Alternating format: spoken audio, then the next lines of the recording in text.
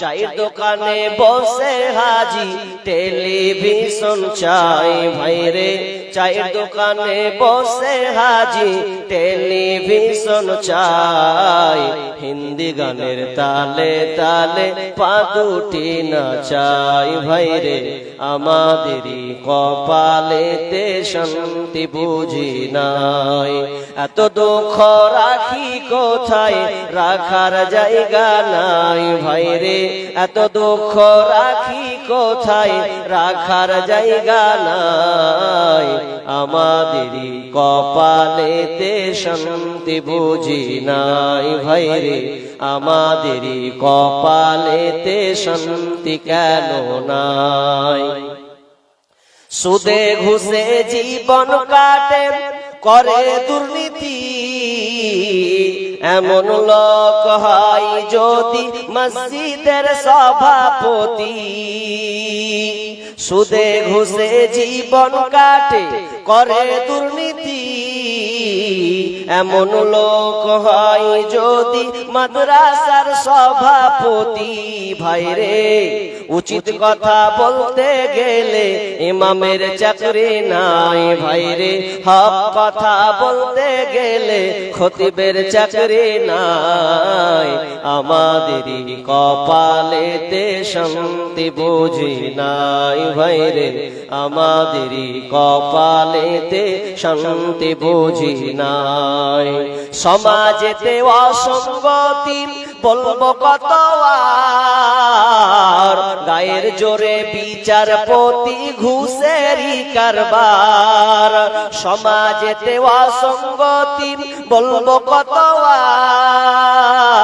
আর, গায়ের জোরে বিচারপতি ঘুষেরই কারবার। ভাইরে টাকার জন্য গরিব দুঃখী বিচার নাহি পায় ভাইরে, টাকার লাগি গরিব দুঃখী ইনসাফ নাহি পায়, আমাদেরই কপালেতে শান্তি বুঝি নাই ভাইরে, আমাদেরই কপালেতে শান্তি বুঝি নাই।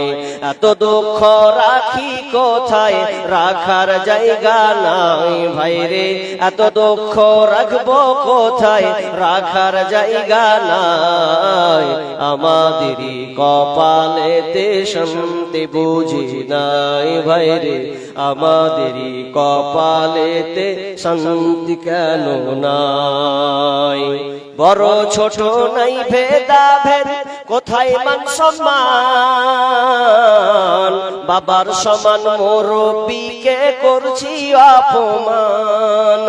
বড় ছোট নাই ভেদাভেদ, কোথায় মান সম্মান, বাপের সমান মুরব্বিকে করছি অপমান। ভাইরে 8 বছরের ছেলে যদি ডাইরেক্ট বিড়ি খায় ভাইরে, 10 বছরের ছেলে যদি সামনে বিমল খায়, আমাদেরই কপালেতে শান্তি বুঝি নাই ভাইরে, আমাদেরই কপালেতে শান্তি বুঝি নাই।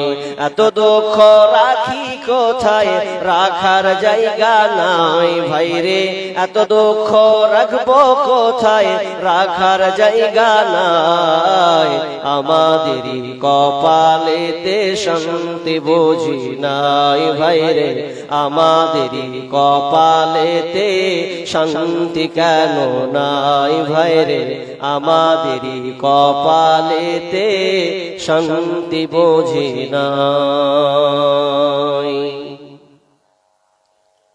উপস্থিত সম্মানীয় সুযোগ্য আজকের এই জলসার স্বনামধন্য সভাপতি, মঞ্চে উপবিষ্ট আকাশে সাদৃশ্য আলেম ওলামাবৃন্দ, আমার সম্মুখে বসে থাকা ছোট বড় দিনদার ইমানদার মুমিন ভাই সকল ও প্রজেক্টের মাধ্যমে দেখনেওয়ালি সম্মানিতা মা ও বোনেরা, প্রথমে সেই মহান মুনিবের দরবারে প্রশংসা করি যে আল্লাহ আমাদেরকে একটি মাদ্রাসা কেন্দ্রিক আয়োজিত মাহফিলে বিভিন্ন আলোচকের মুখ দিয়ে কোরআন ও হাদিসের আলোচনা শোনার ও আমল করার যে এক সুযোগ আল্লাহ আমাদের দিয়েছেন, সে আল্লাহ সুবহানাহু ওয়া তাআলার শুকরিয়া জ্ঞাপন করি, বলি আলহামদুলিল্লাহ। ভাই জোরে বলেন আলহামদুলিল্লাহ। অতঃপর শান্তি বর্ষিত হোক সকল নবীদের উপর, বিশেষ করে আমাদের শেষ নবী জনাবে মুহাম্মদুর রাসূলুল্লাহ। আমরা সকলে বলি সাল্লাল্লাহু আলাইহি ওয়াসাল্লাম।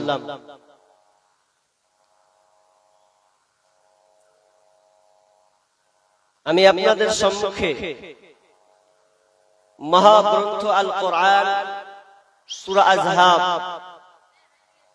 সূরা নম্বর 33 আয়াত নম্বর 63 ছোট একখানা আয়াত আমি আপনাদের সামনে তেলাওয়াত করেছি এবং হাদিসে নববী থেকে, তিরমিজির হাদিস থেকে কিছু অংশ বিশেষ আপনাদের সামনে পাঠ করেছি। এই আয়াত ও হাদিসকে সামনে রেখে আজকের আলোচ্য বিষয় কিয়ামতের আলামত। খুবই গুরুত্বপূর্ণ একটি বিষয়। কিয়ামতের সাইন বা আলামত, নিদর্শন, এই ব্যাপারে আমি আপনাদের সম্মুখে সংক্ষিপ্ত আলোচনার প্রয়াস রাখছি ইনশাআল্লাহুল আজিজ। ভাই আপনারা আমার ভাষা বুঝতে পারছেন তো? জি, ভাষা বোঝা যায়? আমার আজকের আলোচ্য বিষয় কি বললাম?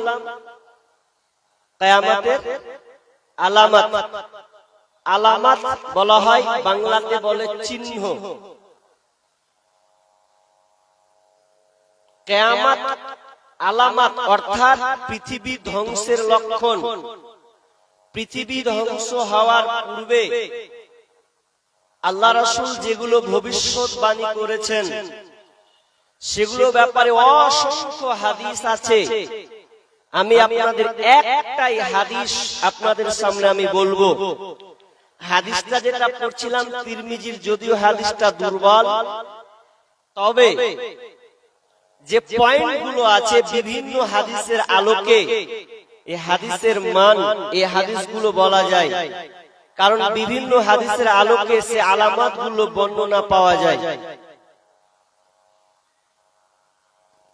এই পৃথিবী একদিন ধ্বংস হয়ে যাবে। আল্লাহ যে এত সুন্দর করে পৃথিবীটাকে বানিয়েছেন, এই পৃথিবীটা একদিন ধ্বংস হয়ে যাবে, শেষ হয়ে যাবে। যখন যুগ জামানা আস্তে আস্তে পরিবর্তন হয়ে যাবে, যেমন পরপর যুগ আসবে, যেমন যুগ আসবে তেমন তার কালচার, তার নীতি, তার চলাফেরা হবে। যুগটা কেমন হবে, আস্তে আস্তে যুগের পর্যায়টা কেমন করে যাবে, এ ব্যাপারে আমি আপনাদের সামনে বলছি। তারপরে আলামতগুলো বলবো। শেষ জামানার সময়টা কেমন হবে এই কথা একটু আপনাকে শ্রবণ করতে হবে। তার আগে আপনাদের আমি একটা প্রশ্ন করব, প্রশ্নের উত্তরটা দিবেন তো? অনেক ভাই উঠছেন, মনে হয় ছোট ছোট গলা উঠছে নাকি? যারা বসে আছেন ধৈর্যের সঙ্গে বসেন, তাহলে আপনি কিছু নিয়ে যেতে পারবেন। শুরুতে আপনাকে তো এক চান্সে আসমানে উঠিয়ে দিলে হবে না, আস্তে আস্তে আগে আপনাকে শুনতে হবে। আচ্ছা, আপনাদের আমি একটা প্রশ্ন করি, সওয়াল করি, আপনারা উত্তর দেন তো, জবাবটা দিন। আচ্ছা বলুন, আজকের বর্তমান পৃথিবীটা সুন্দর না অসুন্দর? ভাষা বুঝছেন কিনা তাহলে বুঝতে পারবো। বলুন, পৃথিবীটা এখন দেখতে সুন্দর না অসুন্দর? জোরে বলেন। কি সুন্দর? ভালো। সুন্দর কেন? সুন্দর এই জন্য বলতে হয়, 20 বছর পেছনে চলে গেলে আপনার বাড়ির পাশ দিয়ে টুকটুকি যেত না। টুকটুকি বুঝেন? বুঝেন টুকটুকি কি? অটো, অটো না, অটো, টুকটুকি, অটো। টুকটুকি বলি মানে টুকটুক করে যায়, ওই জন্য নাম টুকটুকি, বুঝছেন? অটো অটো বলে না, টোটো বলে। অটোটাকে বড়টাকে বলে, এটা টোটো বলে। আর যেটা একটু বড় টাইপের ওটা হচ্ছে অটো। তো খুব সুবিধা, এখন বাড়ির কাছে চাপবেন চলে যাবেন আপনি। 20 বছর পেছনে গেলে ছিল না। 20 বছর পেছনে মোবাইল, অ্যান্ড্রয়েড মোবাইল এরকম এতটা ছিল ভাই, ছিল না। আপনারা 20 বছর পেছনে মুকাররির যারা বক্তব্য দিতেন তাদের বক্তব্য সোশ্যাল মিডিয়াতে তুলে দেওয়ার কোনো অপশন ছিল না। তাহলে পৃথিবীটা এত সুন্দর হয়েছে, আপনার অনেক সুবিধা। অর্থাৎ বর্তমানে যান্ত্রিক সভ্যতা, যান্ত্রিক দুনিয়াবি যন্ত্রপাতি যতগুলো আবিষ্কার হয়েছে খুবই সুবিধা। কারণ এক একটা আলেমকে পড়াশোনা করতে গিয়ে ইমাম বুখারী আলাইহির রাহমা তিনি হাদিস শিখতে গিয়ে মদিনায় তাকে 3 মাস পর্যন্ত হাঁটতে হয়েছে, তারপর ওকে হাদিস পেতে হয়েছে। এখন মদিনার লাইব্রেরি নেবেন, আপনাকে যেতে হবে না, ঘরে বসে আপনি গুগলে সার্চ করবেন মদিনার লাইব্রেরি থেকে কোন বইটা আপনি পড়বেন, সঙ্গে সঙ্গে আপনি পেয়ে যাবেন, খুবই সহজ। কিন্তু একটা উদাহরণ দিচ্ছি আপনাকে, পৃথিবীটা দেখতে সুন্দর, কিন্তু অভ্যন্তরীণ ভিতর দিক দিয়ে পৃথিবীটা খুব তাড়াতাড়ি চলছে, তাড়াতাড়ি। যত যন্ত্র আবিষ্কার হবে পৃথিবী তত তাড়াতাড়ি কুটিয়ে নেওয়া হবে। কথাটা বুঝেননি মনে হয়। আগে মানুষ হেঁটে হেঁটে চলে গেছে, যায়নি? এখন হেঁটে হেঁটে যাওয়া সম্ভব নয়, যানবাহনে চলে যেতে হবে। উদাহরণটা একটু নেন, তারপর আমি চলে যাই। শুনেন, একটা মানুষ, আপনার বাপ, আপনার আব্বা এখন অসুস্থ আছে। ভালো করে শুনেন, আপনার আব্বা খুব অসুস্থ আছে।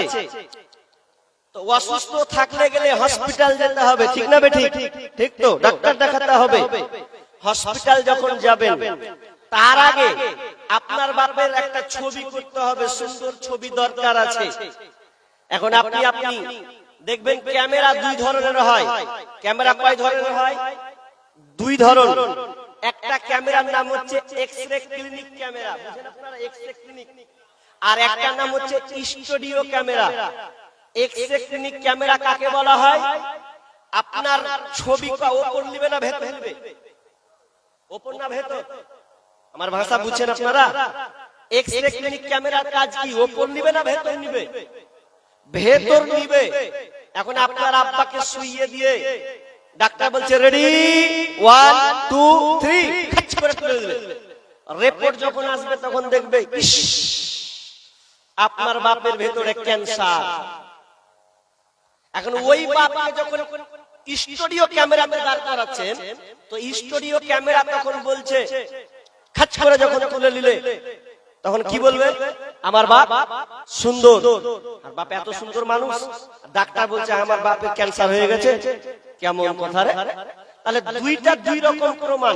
একটা দিল ভেতরেরও খবর, আর একটা দিল বাহ্যিক খবর। তাহলে 2টা খবর দেওয়া হলো।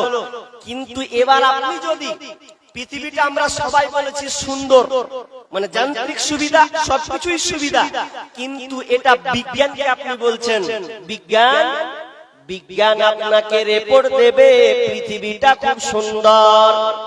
পৃথিবীটা যান্ত্রিক সভ্যতার দিক দিয়ে, পড়াশোনার দিক দিয়ে, চলাচলের দিক দিয়ে পৃথিবীটা সুন্দর। কিন্তু আপনি কোরআনকে যদি জিজ্ঞাসা করেন, যদি আপনি হাদিসের দিকে চলে যান, কোরআন রে তুমি পৃথিবীর অভ্যন্তরীণটার খবর দাও, পৃথিবীটা আর কতদিন থাকবে? এক কথায় রেজাল্ট চলে আসবে, রিপোর্ট আপনাকে কোরআন দেবে, পৃথিবীটা আর বেশি দূরে নাই।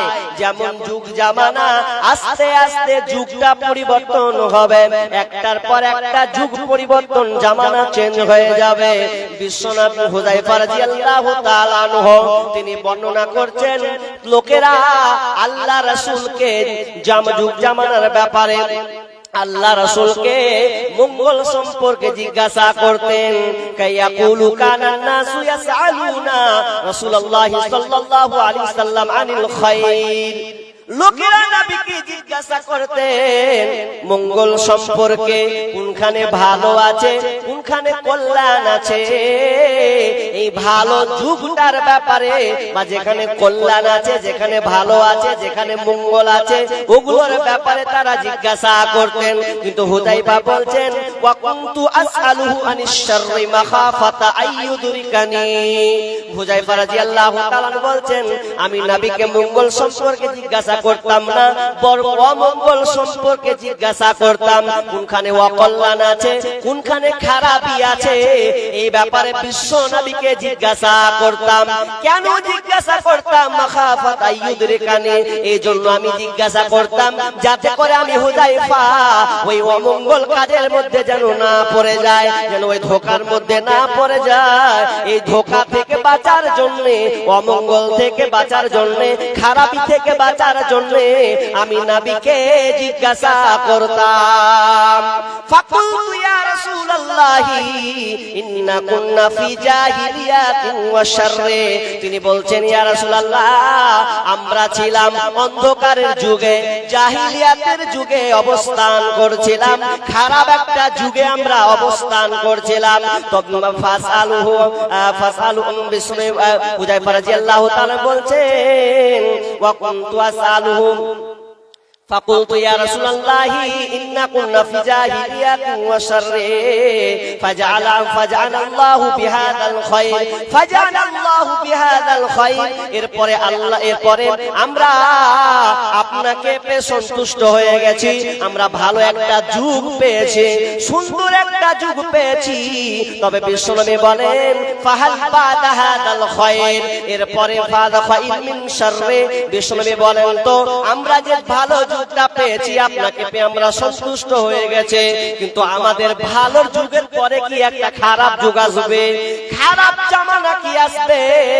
বিষ্ণু বলছেন ক্বালা নাম, হ্যাঁ একটা খারাপ যুগ আসবে, একটা শেষ জামানা আসবে। আবার বিশ্বনবীকে জিজ্ঞাসা করলেন কোন কুলতু ওয়াহাল বাদা যালিকা শাররি আন মিন খায়র। ইয়া রাসূলুল্লাহ এবার খারাপের যুগের পরে কি আর ভালো যুগ আসবে? বিশ্বনবী এক কথায় বললেন ক্বালা নাম, হ্যাঁ ভালো যুগ আসবে। তবে সাহাবীরে, ও আমার সাহাবী শুনলাম, তবে যে খারাপ যুগটা আসবে, ভালো যুগটা আসবে, ওই যুগটা হলো ফিহি দাখানুন, যুগটা হবে ঘোলাটে যুক্ত, যুগটা হবে অস্পষ্ট ধোঁয়াতে যুক্ত, ঘোলাটে একটা যুগ হবে। এই ঘোলাটে যুগটা কেমন হবে? ওয়ামা দাখানুহু ইয়া রাসূলুল্লাহ, ওই যুগটা কেমন হবে? যুগটা ধোঁয়াতে কেমন, ঘোলাটে কেমন, অস্পষ্ট ধোঁয়া যুক্ত কেমন, এটা তো বুঝতে পারলাম না। তখন বিশ্বনবী বললেন কওমুন ইয়াহদুনা বিগাইরি হাদই তারিফু মিনহুম ওয়া তুনকির। বিশ্বনবী বলছেন ওই জামানাটা, যে জামানাটা বললাম ভালো হবে, ওই জামানাটাও ধোঁয়াতে যুক্ত ভালো হবে, ঘোলাটে যুক্ত ভালো হবে। এটা এই কারণে যে মানুষ কওমুন ইয়াহদুনা বিগাইরি হাদই, মানুষ আমার আদর্শকে মানবে না, তারা অন্যের আদর্শে আদর্শিত হবে। তো আমার মনে পড়ছে কিনা, হে আল্লাহর বান্দা 1 মিনিট আমি সূরা ফাতিহার মানেটা শেষ করে বলতে আরম্ভ করলাম। ছোট্ট করে কথাটা মনোযোগ দেন। আলহামদুলিল্লাহি রাব্বিল আলামিন, এর মানে হলো সমস্ত প্রশংসা আল্লাহ তোমার।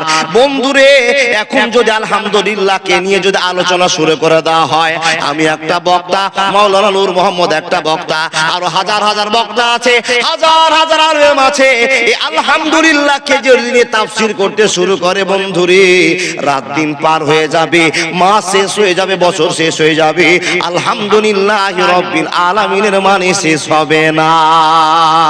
আপন মানুষ চিনা বড় দায় রে, আপন মানুষ বোঝা বড় দায়, চাইলে তারে যায় না বলা, বুকের ভিতর কষ্টের মেলা। আপন মানুষ সবচেয়ে বেশি আপনকে কাঁদায়, আপনকে কাদায়, আপন মানুষ চিনা বড় দায় রে, আপন মানুষ বোঝা বড় দায়। চাইলে তারে যায় না বলা, বুকের ভিতর কষ্টের মেলা, আপন মানুষ সবচেয়ে বেশি আপনকে কাদায়, আপনকে কাদায়, আপন মানুষ চিনা বড় দায় রে, আপন মানুষ বোঝা বড় দায়। একবার জোরে জোরে বলুন না লিল্লাহি তাকবীর। আচ্ছা, পৃথিবীতে আপনার আপন বলে কেউ আছে বাবা? আছে? তো আপনারা উত্তর দিবেন আছে। কে? আমরা জানি মা, তাই না বাবা? যাকে এত আপন ভাবছি ও মায়ের অন্তরও একটু স্বার্থ আছে। স্বার্থটা বুঝায় এক মিনিট, খারাপ বলছি না বাবা। মাকে সেবা না করলে টোটাল জাহান্নামে আপনাকে যেতে হবে, বুঝে নেন। কিন্তু মার ভিতরে একটা স্বার্থ আছে। কি করে? একটা ছোট ভাই, একটা মেজো ভাই আর একটা বড় ভাই, তিনটা ভাই। ও বাপ, মেজো ভাইয়ের খুবই কামাই, তো মাকে দেখবেন মেজো ভাইয়ের ছেলেকে ঢোলাই করো বেশি, পরিবারে একটু অশান্তি হয়, এই নিয়ে হয়, তাই না বাবা? স্বার্থ আছে। আল্লাহ তাবারাক ওয়া তাআলা বলছেন, স্বার্থ যদি খোঁজ করতে যাও, তোমার পৃথিবীতে যত ভালোবাসার মানুষ আছে সবার একটু একটু করে স্বার্থ আছে। কিন্তু বান্দারে, আমি তোমাকে নির্দ্বিধায় ভালোবাসা দেখায়, আমি স্বার্থ ছাড়া ভালোবাসা দিই। শুধু তোমার কাছে আমার হকটা পাওনাটা আশা করে নে। আল্লাহ তোমার হক কি আমার পরে আছে? রব্বুল আলামিন বলছেন, বান্দা, তোমাকে এত সুন্দর মানুষ বানিয়েছি, এত সুন্দর করে তোমাকে তৈরি করেছি, এই ভালোবাসার বিনিময়ে তোমার কাছে একবার প্রশংসা শুনতে চাই। তো আমরা একবার আল্লাহর প্রশংসা করে সবাই আল্লাহকে খুশি করে দিই। সকলে বলুন আলহামদুলিল্লাহি রাব্বিল আলামিন। চলে গেল মানে আর রহমান রহিম চলে গেল মানে মালিক ইয়াউমিদ্দিন চলে গেল মানে আপনাকে টাইম লস করা আমি সম্ভব মনে করছি না। ইয়াকা নাবুদু ওয়া ইয়াকা নাস্তাইন মানেটা বলবো না, ইহদিনাস সিরাতাল মুস্তাকিমের মানে বলবো না। যে মানেটা বলবো ওই মানেটার নাম হলো সিরাতাল লাযিনা আনআমতা আলাইহিম। সবাই একবার বলুন না, সিরাতাল লাযিনা আনআমতা আলাইহিম। আবার বলুন না, সিরাতাল লাযিনা আনআমতা আলাইহিম। এখন চট করে বলবেন, ও বেটা ইমদাদুল, সিরাতাল লাযিনার মানে কি? সিরাতাল লাযিনার মানে কি? কেন আপনি সিরাতাল লাযিনা বলতে আছেন? বন্ধুরে, সিরাতুল লাযিনার সাধারণ বাংলা আপনাকে বলে যায়, আপনি প্রত্যেকদিন নামাজে দাঁড়িয়ে গিয়ে বলছেন সিরাতুল লাযিনা আনআমতা আলাইহিম।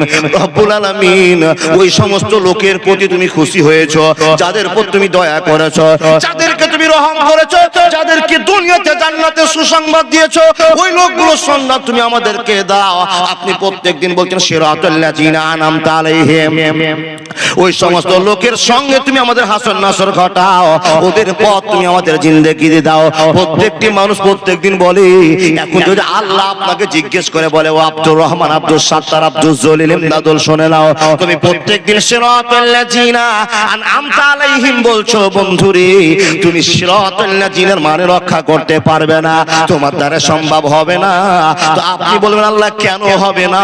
আমি প্রত্যেকদিন যে সিরাতাল লাযিনা আনআমতা আলাইহিম, সিরাতাল লাযিনা আনআমতা আলাইহিম এই কথাটা বলছি বন্ধু, এই কথাটার মানে রক্ষা করা যাবে না, যাবে না, যাবে না। প্রত্যেকদিন যে আপনি সিরাতাল লাযিনা আনআমতা আলাইহিম বলছেন, আপনি আল্লাহকে কি বললেন? আল্লাহকে বলছেন, আল্লাহ যে সমস্ত মানুষকে তুমি দয়া করে ভালোবাসার সাথে কবুল করে নিয়েছো, আবার কবুল করে তাদেরকে জান্নাতে দিয়েছো, ওই সমস্ত লোকগুলো দলভুক্ত আমাদেরকে করো। এই কথাটা মানে হলো সিরাতাল লাযিনা আনআমতা আলাইহিম। আল্লাহ বলছে তোরা পারবি না। যদি আপনি এখন বলেন, আল্লাহ কেন পারবো না, কেন পারবো না? তো আল্লাহ বলছেন, ফাত্তাকুদ দুনিয়া ওয়াত্তাকুন নিসাম। দুনিয়ার চক্করে তোমরা ফেঁসে গেছো, আল্লাহকে বলে ভুলে গেছো। মেয়েদের চক্করে ফেঁসে গেছো, আল্লাহকে বলে ভুলে গেছো। এই জন্য তুমি সিরাতাল লাযিনার মর্যাদা রক্ষা করতে পারবে না। আল্লাহ তারা কেমন করে করে গিয়েছে, ওই সমস্ত লোকেরা কেমন করে করেছে, বলে তোমরা পারবে না। ওই সমস্ত লোকের কথা এখন বলতে আরম্ভ করলাম, কোন এমন আমল করেছিল, কেমন করে নামাজ রোজা হজ যাকাত করেছিল, কেমন করে দান করেছিল, ছিল যে আল্লাহ তাদের ইবাদতে খুশি হয়ে গিয়ে বলছেন বান্দারে হে নবী মুহাম্মদ তোমার সে সমস্ত সাহাবাদের পিছনে লাগিয়ে দাও রাদিয়াল্লাহু তাআলা আনহু। আচ্ছা বলুন তো বাবা, আমি যে ওয়াজগুলো করছি বুঝতে পারছেন তো? স্পিরিট একটু মনে হচ্ছে বেশি হয়ে যাচ্ছে বাবা, চ্যাংড়া বক্তা তো, চেষ্টা করছি যে থেমে থেমে বলবো কিন্তু পারছি না। দেখেন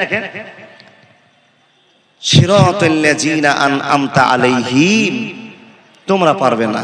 কে বলছেন? আল্লাহ। আল্লাহ কেন পারবো না?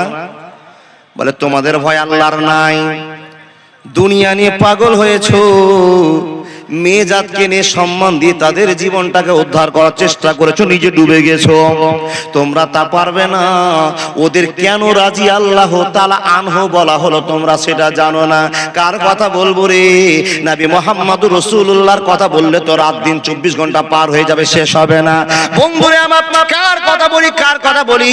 একজন আমি আবেগী মানুষের কথা আপনার সামনে বলতে আরম্ভ করলাম, যে লোকটার নাম হলো আবু বকর সিদ্দিক রাদিয়াল্লাহু তাআলা আনহু। উনি প্রত্যেকদিন বলতেন সিরাতাল্লাযীনা আনআমতা আলাইহিম।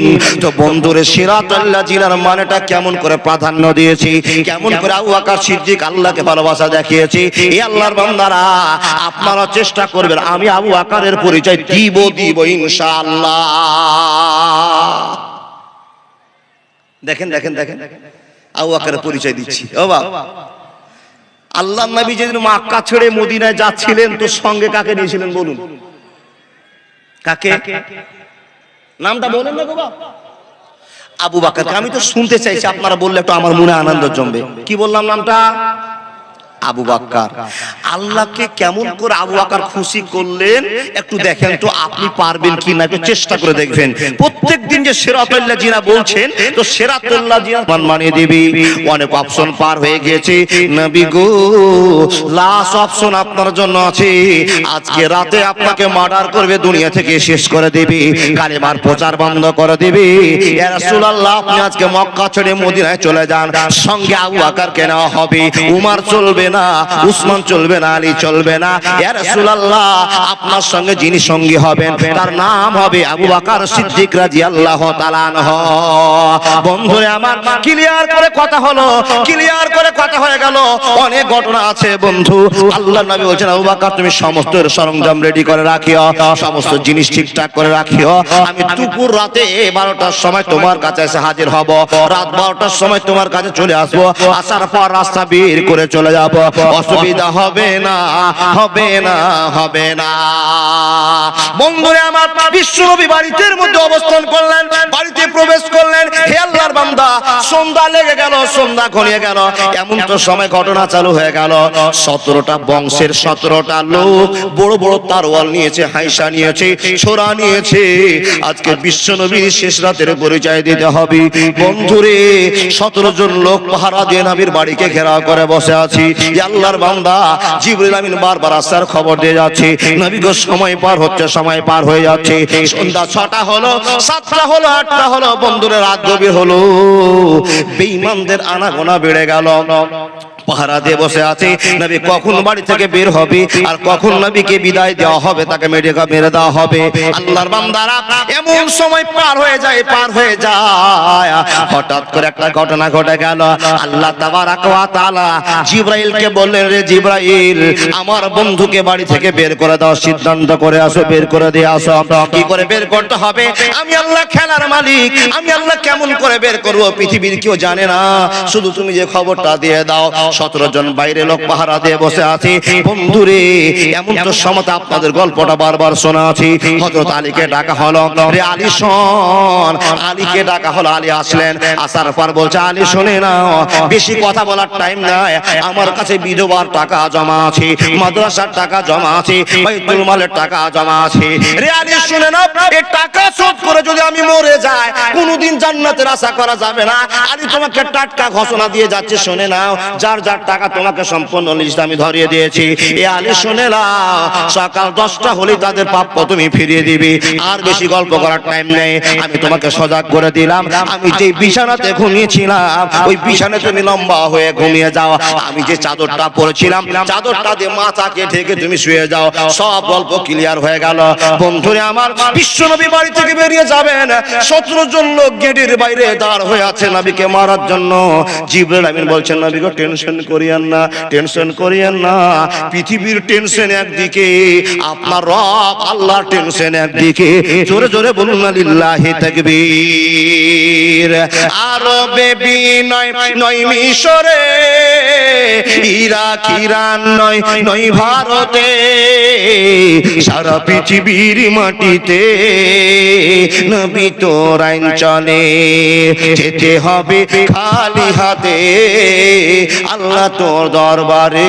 একবার জোরে জোরে বলুন না সুবহানাল্লাহ। বন্ধুরে আমার, বিশ্বনবী বেরিয়ে যাচ্ছেন, আল্লাহ তাবারাক ওয়া তাআলা জিবরাইলের মাধ্যমে দিয়ে বলছেন, নবী গো ছোট্ট করে একটা আল্লাহর প্রশংসা করেন। প্রশংসার কথা আপনাকে শোনাতে আরম্ভ করলাম। আল্লাহর নবী তখন চুটকুট কুটকুট কুটকুট করে আস্তে আস্তে সূরাটা পড়তে আরম্ভ করেছেন, আয়াতটা পড়তে আরম্ভ করেছেন। ওয়া জাআলনা মিন বাইনি আইদিহিম সাদ্দা ওয়া মিন খালফিহিম সাদ্দানা ফাআগসাইনাহুম ফাহুম লা ইবসিরুন। বন্ধুরে আমার, জিবরাইল আমিন বলছেন, নবী গো এই আয়াতটা আপনি তেলাওয়াত করেন, আর এক মুঠ মাটি আপনি তুলে নেন। মাটিতে নেওয়ার পর আপনি আল্লাহর ভালোবাসা ছেড়ে দেন, বাকি খবর আল্লাহর কাছে আছে। বন্ধুরে আমার, 17 জন পাহারা দিয়ে আছে। আল্লাহ নবী মাটি নিয়ে ফুঁকে দিলেন, আল্লাহ নবী মাটি নিয়ে ছিটিয়ে দিলেন, আর সঙ্গে সঙ্গে তাদের সামনে দিয়ে বেরিয়ে চলে আসলো। ও আল্লাহর বান্দা বান্দিরা এবার মনোযোগ দিয়ে শুনে যান। নবী চড়িয়ে গেলেন, তাদের সামনে দিয়ে নবী চলে গেলেন। এই বেঈমানেরা কোনো খবর জানতে পারলে না। 11টা বাজলো, 12টা বাজলো, 1টা বেজেছে। বন্ধু অপেক্ষা করে আছে, নবীজি বের হলেই মেরে দিতে হবে। এদের আনাগোনা আলোচনা কথাবার্তাতে মানুষের ঘুম কিন্তু ভেঙে গেছে। নবী চলে গেছেন, বেরিয়ে জানে না আমাদের সামনে দিয়ে বিশ্বনবী নবী মুহাম্মদ রাসূলুল্লাহ পড়ুন সাল্লাল্লাহু আলাইহি ওয়াসাল্লাম বেরিয়ে গেলেন। একজন বয়স্ক মানুষ কোন কামে উঠেছে বাবা ঘুম থেকে, দেখছেন তো নবী মুহাম্মদের বাড়ির সামনে দিকে কিছু লোকের কথাবার্তার আওয়াজ পাওয়া যাচ্ছে। টুক টুক টুক টুক করে লোকটা এসে বলছেন, ও লোকেরা তোমরা এখানে কি করছো গো, কেন বসে আছো? যখন এই কথা বলা তখন এই সমস্ত বেঈমান, এই চুপ চুপ চুপ, আওয়াজ করো না, আওয়াজ করো না। কেন? বলে আওয়াজ যদি করো মুহাম্মদ জানতে পারবে, আর যদি জেনে যায় তো বাড়ি থেকে বের হবে না। বোকার বুদ্ধি ভাটি বেলায় বাবা, বুঝেন না? এর আশা করে বসে আছে নবী মুহাম্মদ বাড়িতে আছে, কিন্তু নবীজি যে বাড়ি থেকে চলে গেছেন কেউ জানে না। যখনই এই কথা বলা, ওই বয়স্ক লোকটা কপাল চাপড়ি বলছে, ছি ছি ছি ছি, তোবা তোবা তোবা তোবা তোবা। আগো তোমরা কেন বসে আছো? বলে হযরত মুহাম্মদকে মারার জন্য বসে আছি। বলে হযরত মুহাম্মদ যে বাড়িতে নেই। কেমন কথা?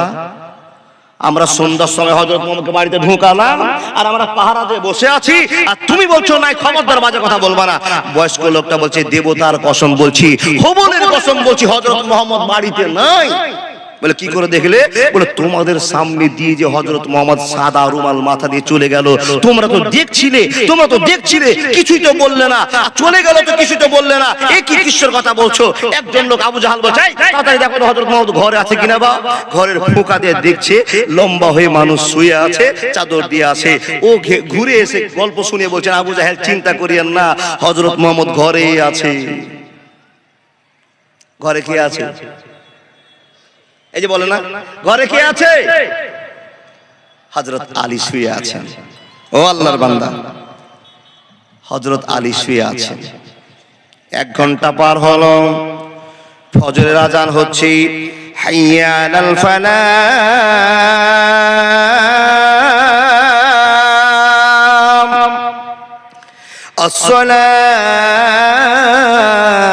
আসসালাতু খায়রুম মিনান নাওম। কোন টাইমের আজান বলুন? ফজরের আজান হলো। বেঈমানেরা চিন্তা করছে ফজর আজান হলে নবী মুহাম্মদ বাড়ির বাইরে আসবে, তখনই মার্ডার করব। বন্ধুরে, কিন্তু হযরত মুহাম্মদ বেরিয়ে আবু বকরের বাড়ি গেলেন, আর আবু বকরের বাড়ি থেকে আবার মদিনার জন্য বেরিয়ে গিয়েছেন, চলে যাচ্ছেন। এই কথা বেঈমানেরা জানে না। আজানের অপেক্ষায় থেকে গেল, আজানের অপেক্ষায় থেকে গেল, আজান হয়ে গেল। হে আল্লাহর বান্দা বান্দীরা, বিশ্বনবী বাড়ি থেকে বের হয় না। এদের সন্দেহটা আস্তে আস্তে কড়া হয়ে গেল, নজরটা তীক্ষ্ণ হয়ে গেল। ঠিকই বলেছে নাকি একবার চেক করে দেখো। বাড়ি ভাঙার পরে, দরজা ভাঙার পরে ঢুকতে আরম্ভ করছেন। যেমনই বিছানাতে যাওয়া, বন্ধুর চাদর সরাতে দেখা গেল আলীর মুখটা ভেসে উঠলো।